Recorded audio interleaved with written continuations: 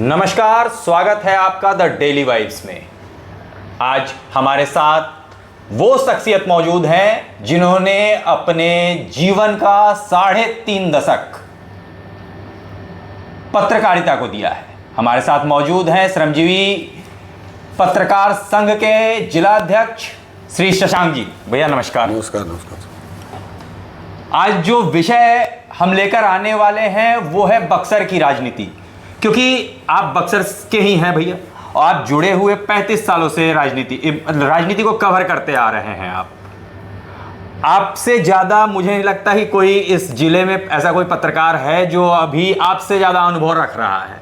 तो आपके हिसाब से अभी राजनीतिक परिस्थिति कहाँ जा रही है इन 35 सालों में? देखिए, राजनीति में जो स्थायित्व का लोग उम्मीद करते हैं कि राजनीति में वही सक्सेस करेगा जो विकास की राजनीति करेगा जी।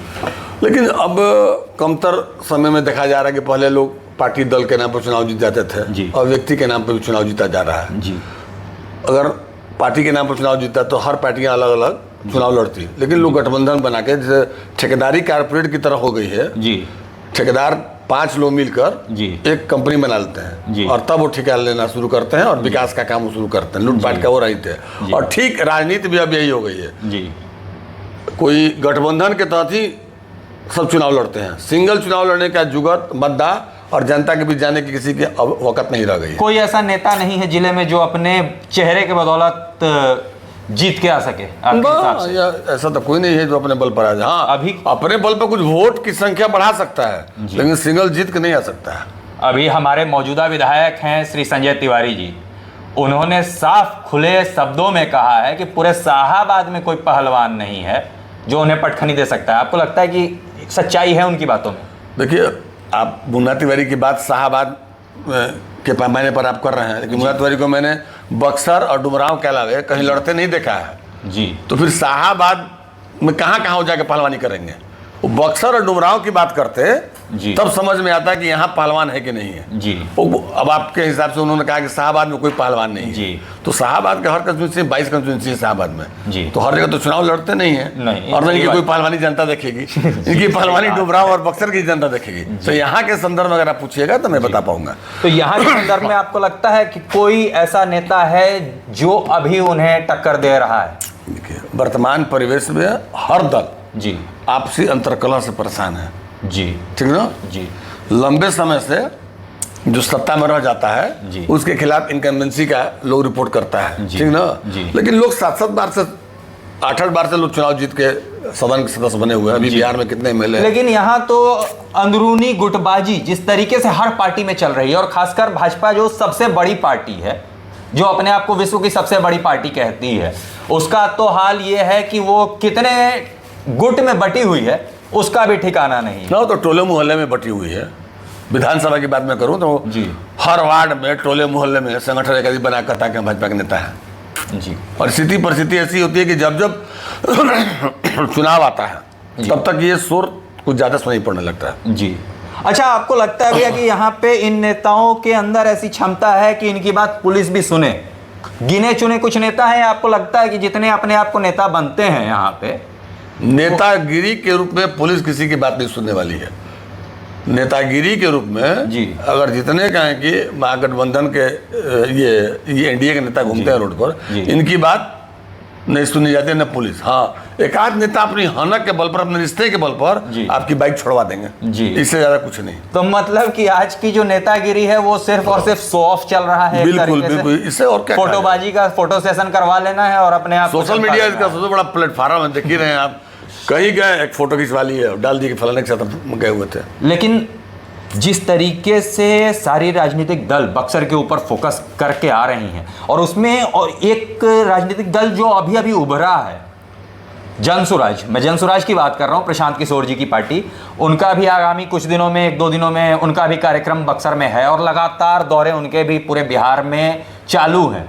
आपको लग रहा है कि कुछ वो कर पाएंगे, सेंध कहीं लगा पाएंगे? देखिए, उम्मीदें तो सबको रहती है ना जी। प्रशांत किशोर को भी नहीं, तो आप तो सर कि आप तो हर जगह विजिट करते हैं, आप हर जगह जाते हैं, हर जगह घूम रहे हैं, तो आपको इस प्रशांत जी के पास पेड वर्कर भरपूर मात्रा में है, संसाधन भरपूर मात्रा में है।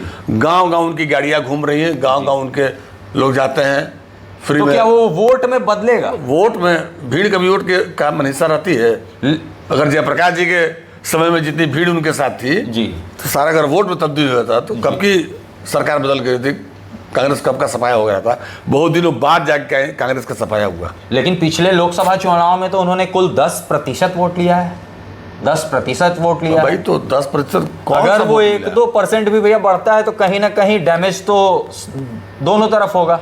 लोकसभा अभी मैं बात कर रहा हूं। और वो जो कैंडिडेट दिए थे जहां जहां पर जी। उन कैंडिडेट का वोट है।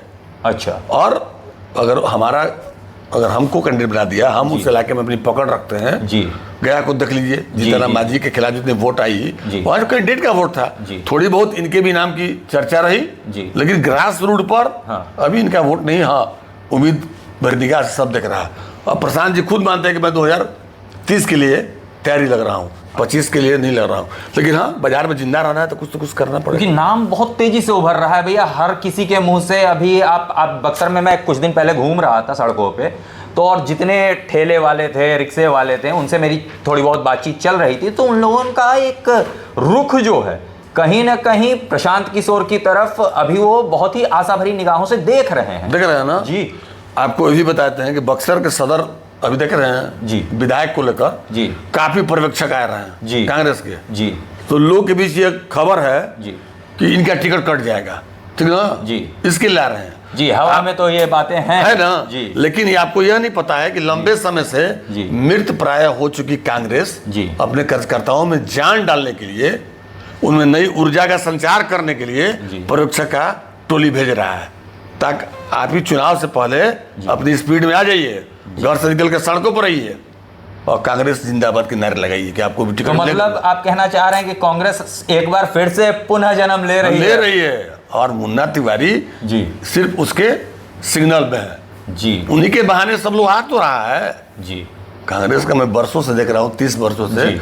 कहीं भी सिटिंग कैंडिडेट टिकट जल्दी हटाता नहीं है, समझ गए ना। अच्छा, तो लगातार तीसरी बार आपके हिसाब से कांग्रेस से मुन्ना तिवारी जी ही टिकट लेकर आए और क्या, और लोग लगे हुए हैं जी। कोई बाबा परमेश्वर नाथ के यहाँ जा रहा है दर्शन करने के लिए, जी। कोई बाबा विश्वनाथ के यहाँ जा रहा है। आजकल ये भी ट्रेंड में हो गया है सर कि कुछ नहीं मिला तो भगवान के दर पे जाके और फोटो खिंचवा के लगा देना है कि हमने भाई बक्सर की जनता के भलाई के लिए भगवान के दरबार में हम आए हुए हैं जी। अरे जनता की भलाई के दरबार में आना है तो ये बक्सर की जनता कटाव से, बाढ़ से पीड़ित हो गई है जी। जाइए वहां पर बिस्किट, पॉलिथीन, तमाम चीज लेके जाइए जी। भगवान वहां भी बसते हैं गरीबों में। आपने सुना होगा कि दरिद्र नारायण में भगवान की आत्मा बसती है, तो अभी तो दरिद्र हमारे इलाके के लोग हो गए हैं। अच्छा वहाँ नहीं भैया, जाना चाहिए। आप दरिद्र इस बात किया आपने, तो इस मुद्दे पे मैं आपसे कुछ जानना चाहता हूँ, क्या ऐसे ही गंगा का कटाव उस जगह पे हो गया या फिर वहां के लोगों की खुद की गलती थी, प्रशासन की गलती थी, जिसका खामियाजा आज पूरा का पूरा जवनिया गांव उठा रहा है?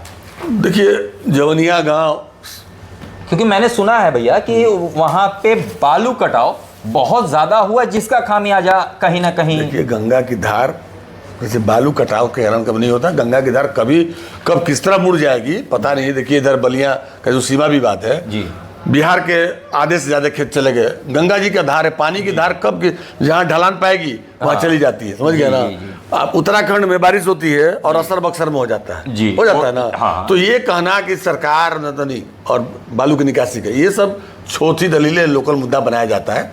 ये पॉलिटिक्स के लिए एक इशू हो सकता है, प्रकृति का भरोसा नहीं। जितना पैसा आया था बांध, मतलब उसके पहले, और जिस तरीके से कटाव को रोकने के लिए ना, जी, कटाव को बहुत पैसा आया था, लेकिन उसमें हुआ बंदरबाट सरकार से लेकर सिस्टम के सब लोगों ने पैसे का हजम किया, इसलिए बेसिक ग्राउंड पर उचित काम नहीं हो पाया, उसका खामियाजा लोग भुगत रहे हैं, इसमें कहीं दो राय नहीं है।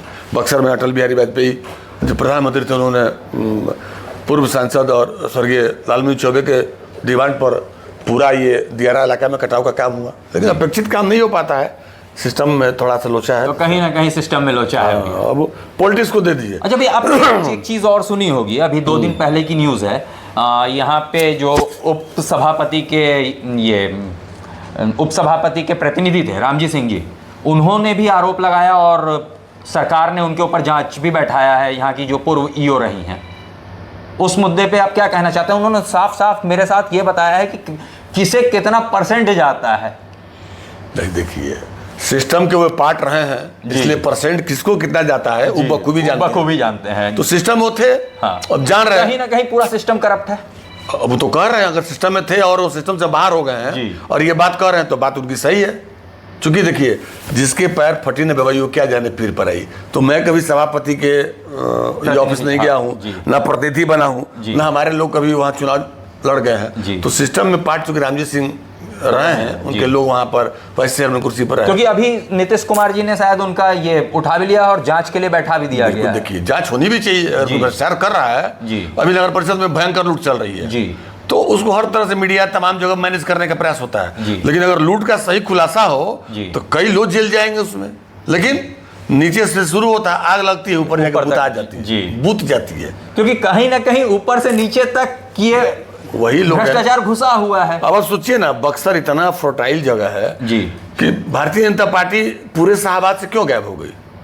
अब तो सोचिए, सिर्फ एक सीट बक्सर की वजह से। तो बक्सर में कुछ चरागाह बना के आप रख दिए हैं। जी। एमपी बनना हो तो भागलपुर से अश्विनी चौबे आ जाएंगे। ठीक है जी। लालमुनि चौबे 4 बार से एमपी रहे, क्यों? वो तो बीजेपी के थे जी। लालमुनि चौबे क्यों मैंने एमपी रहे? वो इसलिए रहे कि ना केहू से दोस्ती ना केहू से बैर। जी। उनके अपने मूल्य सिद्धांत थे, उस पर उन्होंने काम किया। जी। 4 बार रहे। लेकिन खिलाड़ियों ने उनके पीछे भी लगकर उनका टिकट छीन लिया। छीन लिया, भागलपुर से अश्विनी चौबे को दे दिया। अगर ब्राह्मण को ही सीट देना है तो क्या शाहबाद के परिप्रेक्ष्य में एक भी ब्राह्मण बीजेपी के नेता नहीं है? यही सवाल मैं अभी आपसे पूछने वाला था कि क्या पूरे शाहबाद में कोई नेता क्यों नहीं पैदा होने दिया जा रहा है किसी भी पार्टी में? इसीलिए कि आप लूले लंगड़े रहेंगे तो आप उनके बैसाखी पर चलेंगे। अभी देख लीजिए, बिहार सरकार में शाहबाद के कोई भी कर्जकर्ता को इतने दिनों से कर्जकर्ता पार्टी के लिए जी जान दे रहे हैं। 35 साल से हम लोग इस चीज को देख रहे हैं। कम से कम दर्जनों आयोग बना। स्वर्ण आयोग, दलित आयोग, पिछड़ा आयोग, जिसके कोई महिला आयोग। लेकिन जब पूछिएगा आयोग की सूची उठा के देखिए तो बक्सर जिले से ना स्वर्ण आयोग में कोई है, ना कोई महिला आयोग में है, ना कोई दलित आयोग में है, और नहीं तो कहा कि पिछड़ा आयोग में, ना कोई व्यवसायी आयोग में। तो सिर्फ यहाँ की जनता को वोट लेना है। आखिर यहाँ के नेता अपने आप को क्यों नहीं रिप्रेजेंट कर पा रहे हैं? क्या आपको लगता है, क्या खामियां हैं? अब बता देते हैं। चूंकि यहाँ से कोई नेतृत्व को डेवलप करने के लिए प्रदेश के लोग चाहे नहीं। अगर प्रदेश के लोग चाहे रहते, लेकिन अगर दमदार नेता होता कोई अपने पास तो जरूर अपनी आवाज को बुलंद करता। भाई, दमदार नेता तो ये अजय चौबे थे। अब दुनिया में नहीं रहे, लेकिन अजय चौबे भाजपा को खड़ा करने वालों में से थे। उनको भी लोग लंगी मार दिए। मतलब अंदरूनी कलह रहा है वही। नहीं, यहाँ कर्जकर्ता में कोई अगर पनपना चाहता है, उसका टांग खींचने के लिए कोई राज्य से बड़ा दूसरे जिले का नेता उसके पीठ पर हाथ रख देगा। रहे ही नहीं कि घबराइए मत, मैं आपको बढ़ा रहा हूँ। अब ये पूरी ताकत अपनी नहीं, अपनी ताकत उसके टांग खींचने में लगा देगा। और वहाँ पटना में बैठे बैठे राजनीति करता है। सोचिए, अश्विनी चौबे को हटाया गया यहाँ से, रिजेंटमेंट ठीक भैया हटा दिया गया। तो क्या बक्सर में कोई इस तरह का युवा चेहरा नहीं था? एकदम। प्रदीप दुबे चुनाव हार गए थे, आप उन्हीं को दे दिया था टिकट। बक्सर के हैं, युवाओं के आइकन थे। मांग भी वही थी बक्सर की। हिमांशु चतुर्वेदी को टिकट दे रहे थे। परशुराम जी दिवंगत हो गए पार्टी के लिए संघर्ष करते करते। परशुराम चौबे जमीनी कर्जकर्ता थे, जिसकी वजह से मुन्ना तिवारी के नाक में दम हो गया था। ये तो सच्चाई है। इनकी मार्जिन कम हो गई। 2500 वोटों से चुनाव जीते। कैसे जीते आपको पता है? जी। तो इन सब चीजों को पार्टी के लेवल पर, अब चौबे जी भागलपुर से हट गए तो गोपालगंज से मिथिलेश तिवारी आ गए। क्यों? हम लोग बीजेपी को नहीं सींचे हैं, हम लोग विद्यार्थी परिषद से मन जुड़े रहे। तो अभी तावड़े जी का दौरा हुआ था, इसका सर्वे करने के लिए चारों जिले के लोग बुलाए थे। मैंने उनसे कहा कि पत्रकारों को यह मौका दीजिए, मुन्ना तिवारी से सीट छीन के ला के दे देंगे हम लोग आपको। मुन्ना तिवारी, मतलब आप अपनी दावेदारी भी करके आ चुके हैं विनोद तावड़े जी के पास। विनोद तावड़े ने पूछा कि मुन्ना तिवारी को कौन हरा सकता है, कर्जकर्ता का नाम बताइए। मैंने कहा कि अरे मैं सामने हूं, पत्रकार ही हरा सकता, लेकिन बीजेपी में इतना कला है। क्यों? बोले कि आपका, हम जी परिषद हम भी जुड़े हो रहे हैं, लंबे समय तक काम किए, और ठाकुर जी के साथ काम किए, लेकिन मौका नहीं मिलेगा। ब्राह्मण चाहिए तो ब्राह्मण तो हम लोग भी हैं, लेकिन यार सेटिंग गिटिंग की राजनीति करने वाला तो पहला नेता बनिए तो पेट्रोल पंप का लाइसेंस ले लीजिए। बीजेपी में नया कल्चर डेवलप हो गया है जी। नेता बनिए तो हीरो होंडा का एजेंसी ले लीजिए जी। आप बनिए तो पेट्रोल पंप के अलावा गैस एजेंसी ले लीजिए जी। सिस्टम में आप चलिए, आपका काम फिट है जी। तो यहाँ कोई करता मतलब जनता से कोई मतलब नहीं रह गया है, अपना पेट। भाई 10 साल से अश्विनी चौबे जी को मौका दिया गया जी। अश्विनी चौबे जी ने कबो संत सम्मेलन, कबो ये सम्मेलन, वो तो सनातन को बढ़ाने के लिए भी सनातन के नाम पर भाई ढोंग न हुआ। सनातन बढ़ा कहाँ? जिस तरह काशी डेवलप हुआ, बक्सर मिनी काशी हुआ, चुनाव में कहा भी गया कि बक्सर मिनी काशी है जी। पर्यटन के नाम पर कौन सा काम किया आप लोगों ने? कोई काम हुआ पर्यटन को? आज अगर बक्सर को पर्यटन से जोड़ा जाता तो यहाँ के 1000 से अधिक बेरोजगार युवाओं को रोजगार मिल जाता। राम सर्किट से तो ये जुड़ा हुआ है ये क्षेत्र। राम सर्किट हुआ तो सर्किट का कहीं फला फल नजर आ रहा है। ट्रेन आती हैं तो लोग तो आते हैं कुछ देखिए हाँ। पत्रकार महोदय, ट्रेन आएंगी जी, टेम्पू वालों का जी, जो रेलवे वाले हैं बुक कर लेते हैं जी, आएंगे बाजार में कीचड़ क्वादों से सने हुए शहर में, कौन रुकेगा यहाँ पर? हाँ ये तो सही बात है कि कीचड़ कादों से शहर सने हुए शहर में कौन रुकेगा बताइए? सही बात है, छोटा सा शहर है और यहाँ पे उस तरीके का कोई सुविधाएं भी मौजूद नहीं है इस शहर में। उस तरह से अगर कहा जाए तो विकास के नाम पे यहाँ पे सवाल है। नगर परिषद को देख लीजिए, आपके सामने विकास का दूता दे रहा है जी। अभी जिन सड़कों को आप चेक कर लीजिए, अपने कैमरे की नजर दिखाइए, सड़क को चेक कर लीजिए जी। वो सड़कें आप एक हाथ बनेगा भरभरा के रोड पर आ जाएगी। सड़कों पर सड़क बनाएगा बस 40 से 50% कमीशन खोरी की सड़कें बन रही है। 50% अगर कमीशन दे दिया जाएगा तो फिर काम क्या होगा? और अब क्या देख लीजिए, लेकिन सवाल है कोई बोलने वाला नहीं है। बिना माए बाप का सरकार चल रहा है। तो आप पत्रकार हैं भैया, आपने कभी ये चीजें कितनी बार इस चीज को उठाया, लेकिन सिस्टम में जो भांग पड़ी हुई है, लोगों ने कहा कि छोटे सिंह बहुत खराब है, उनकी पार्टी बहुत खराब, 15 साल से बक्सर को लूट रहे हैं। अब जनता कह रही है कि हमसे बहुत बड़ी गलती हो गई जी। इससे 10 गुना बढ़िया पूर्ववर्ती सरकार थी। और आज की जो सरकार है, अगली बार सरकार किसी कीमत पर नहीं आने वाली है। बहुत बड़ी बात कह रहे हैं, किसी कीमत पर नहीं आने वाली। आप लिख लीजिए, मैं बता रहा हूं, कोई ताकत लग जाएगी, ये सरकार दोबारा फिर इस बक्सर की धरती पर नहीं नजर आएगी। बाजार को बेचकर जी चेयरमैन ने कहा था कि इस बार मैं नहीं लड़ रहा हूं, बक्सर की जनता चुनाव लड़ रही है। जी जी हाँ। एक पत्रकार के सैलून के पास बैठ के उन्होंने कहा था जी। और इस बार कोई नोट का बोरा काम नहीं आएगा जी। तो इस बार भी उपचुनाव में जी बक्सर की जनता ने बता दिया कि आपके नोट के बोरे खुले जी, लेकिन कहीं काम नहीं आए जी। तो ये होता है प्रतिरोध का क्षमता। लेजिटिमेट सरकार जनता में आ गई है, कोई नहीं बोल रहा है कि अभी आप तो क्या यही जो डेवलपमेंट जनता में आया है ये विधानसभा चुनाव में भी दिखेगा? एकदम दिखेगा। अगर आप कह रहे हैं कि मुन्ना तिवारी नहीं रहेंगे जी, तो मुन्ना तिवारी का विकल्प सामने ले आइएगा तब नहीं रहिएगा। वरना तो जानती है कि 365 दिन के अंदर सर्किट हाउस के 1 नंबर कमरे में विधायक बैठे हैं, जाइए कहीं फोन लगवाना है फोन लगवाइए, अपनी बात कहना है बात कहवाइए। तो जनता को तो नेता इजीली अगर उपलब्ध है वही ले चाहेगी जी। किसी को पटना जाने की जरूरत नहीं है। आपकी समस्या सुनी जाती है, थाना में गाड़ी पकड़ा गया, सीधे विधायक फोन आके कह देते हैं जी। बाकी जो जिन नेताओं की बात आप करते हैं बीजेपी में जी, जाइए ना उससे कहिए कि वो हमारा मोबाइल चोरी हो गया, वो सनहा दर्ज करा दीजिए। भैया हमारे थाना में क्या सुनी, पूछिए। मतलब सनहा तक बीजेपी के नेता दर्ज नहीं करा सकते हैं भैया? तो आपकी पैरवी नहीं करेंगे। अच्छा, दर्ज तो एक आम आदमी जाकर कराएगा, आजकल तो ये ऑनलाइन सिस्टम हो गया भाई जी, जी। लेकिन अगर आप कहिएगा कि चल के नेताजी हमारा थाने प्रभारी के यहाँ कह दीजिए और कि हमारा FIR हो जाए, वो नहीं जाएंगे।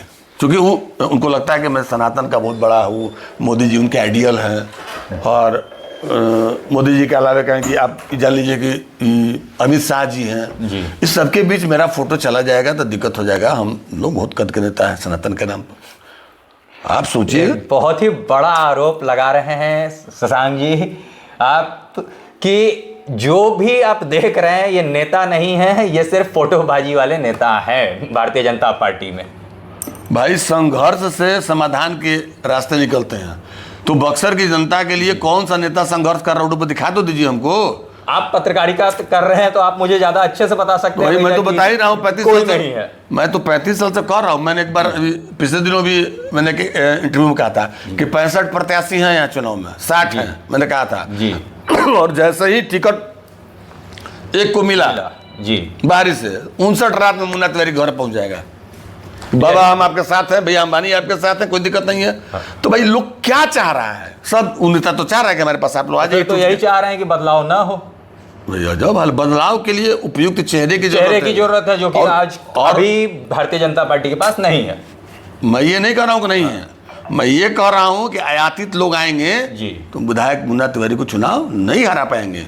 अच्छा, आप ये लोकल फॉर वोकल की बात कर रहे हैं। अगर आपने मोदी जी के लोकल फॉर वोकल की बात, ईंट से ईंट बजाना है ना जी, कि ईंट से पत्थर बजाना है जी, ईंट से ईंट बजाना है जी। तो 35 साल हम लोग तो राइट में देखे हैं ना जी, कि दिन भर रोड पर उसका झंडा और रात को कहें कि आके सब ठीक है, कोई दिक्कत नहीं है। देखिए सिस्टम को इस तरह से लोगों ने घेर कर रखा है कि आप भ्रष्टाचार, रामजीत सिंह की बात आपने कह रहे हैं, कितने दिनों से इसके लिए लगे हुए हैं कि भ्रष्टाचार की जांच हो जांच हो। तो वर्तमान डीडीसी आ गए हैं जी, कि जांच को थोड़ा सा रास्ता मिल गया है जी। अगर इसके पहले भी लोग थे, कहाँ जांच हो रहा था भाई जी। तो सिस्टम में भ्रष्टाचार में आप अगर शामिल हैं और आपका हिस्सा मजबूत नहीं मिल पा रहा है जी, तो आप जाएंगे। हमाम में सब नंगे हैं, नंगे ही हैं। और अगर टिकट मिले पत्रकार को जी, तो देखिए हम लोग कैसे ईट सीट बजा देते हैं। लेकिन यहाँ तो भाई पत्रकार मतलब कुछ नहीं, आइए खाइए पीजिए और चाय नहीं। आपने विनोद तावड़े जी के पास अपनी बात रखी है और हम आशा करेंगे, मतलब हम ही नहीं थे जी, तमाम पत्रकार थे जी, बोले कि किसी को तो टिकट दीजिए। अच्छा, विनोद तावड़े ने इस बात को एडमिट भी किया कि भाई आप पत्रकारों को मैं दिल्ली बुलाता हूँ, चलिए आप लोग पहले 2 दिन का यात्रा हो, पहले चीज़ों को समझिए और आप लोग देखिए कैसे एनडीए सरकार ने क्या किया। हम लोग भी उत्साहित थे। उन्होंने बीजेपी के जिलाध्यक्ष को जिम्मेवारी सौंपी जी, मीडिया प्रभारी को जी, कि ये सब लोग हमारे गेस्ट रहेंगे, सबको लेकर आइए। अब देखिए उनके गए हुए सप्ताह से अधिक हो गया, किसी के कान पर कोई जो नहीं रहेंगे, नहीं रह रही है। पत्रकार तो बस हर बार हाशिए पर रहते हैं और सिर बार कहें कि उनका इस्तेमाल करो तब विश्वास करो, मतलब जुमला देकर तावड़े जी भी जा चुके हैं, घबरा गए। अच्छा, आप लोगों ने तावड़े जी से महाराष्ट्र वाले मुद्दे पर कभी बात की है? देखिए उनका क्या स्टैंड रहा है? देखिए हम लोग कोशिश किए थे लेकिन उन्होंने कहा कि हम सिर्फ चाय पर चर्चा के लिए आए हैं। बिहार के प्रभारी हैं वो, और बिहारियों को गाली हो रहा है, बिहारियों को गाली मिल रही है, उसके ऊपर उनका कोई शब्द नहीं ना उस पर कोई बात नहीं किए, वो अब निकल लिए, कहें कि हम लोग चाय पर चर्चा किए, आराम से हम लोग चले गए। लेकिन अब हम लोग उम्मीद लगाए हुए हैं, तावड़े जी ने कहा है कि दिल्ली दर्शन हम लोग करवाएंगे आप लोग को जी। तो आजकल तो बीजेपी का नया कल्चर हो गया कि इन्फ्लुएंसर को अपने यहाँ बुलाकर जी उनकी मीटिंग होती है जी, और इन्फ्लुएंसरों के साथ अपनी बातचीत होती है और कहती है कि हमारे लिए आप वहाँ चीजें दिखाइए जी। तो उसी में से हो सकता है कि बक्सर के पत्रकारों को ही उन्होंने मौका दिया हो। अच्छा। तो अब देखिए जिला कब बुलाया जाए, अब जिलाध्यक्ष चुनाव के पहले हम लोग ले जाते हैं, तो बोले थे कि इसी महीने तक आप लोग को बुला लिया जाएगा। तो अब देखिए अगर बुला लेते हैं, ईश्वर कृपा हम लोग भी दिल्ली की यात्रा कर लेंगे उनके संसाधनों पर। भागलपुर, महागामा, रांची, तो रांची से साफ साफ कहना है तो ये रांची से पहलवाना के मुन्ना तिवारी की पहलवानी करेंगे कि लोकल ही अगर कोई भारतीय जनता पार्टी का प्रत्याशी आएगा तो शायद टक्कर दे सके, वरना भारतीय जनता पार्टी का हाल पिछली बार की तरह ही होने जा रहा है। हमसे बात करने के लिए बहुत बहुत धन्यवाद। बहुत बहुत धन्यवाद आपका चैनल पर हमको ले आने के लिए।